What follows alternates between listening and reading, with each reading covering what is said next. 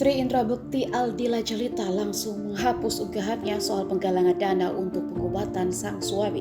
Ini dilakukan setelah permohonannya itu dikritik habis-habisan oleh netizen. Indra Bekti diketahui masih menjalani perawatan intensif di rumah sakit lantaran pendarahan otak. Meski telah dilakukan operasi 2 kali, namun kondisi Indra Bekti belum juga stabil. Bahkan belakangan Indra Bekti mengalami penurunan lantaran tensi darahnya naik kembali. Karena itu Indra Bekti diperkirakan akan lama berada di rumah sakit. Dari informasi beredar, biaya pengobatan Indra saat ini sudah mencapai miliaran rupiah. Inilah alasan Aldila melakukan penggalangan dana. Sayangnya niat Aldila Jelita untuk Indra Bekti ini dikritik habis-habisan. Netizen menilai Indra Bekti merupakan selebriti yang bergelimang harta. Penggalangan dana untuk kesembuhan Indra Bekti itu dibuka oleh Aldila Jelita pada Minggu 1 Januari. Aldila Jelita juga mencantumkan nomor rekening pribadinya seraya memohon uluran tangan dari para dermawan untuk biaya pengobatan Indra Bekti yang membengkak. Namun tak berlangsung lama Aldila Jelita justru menghapus unggahan penggalangan dana itu.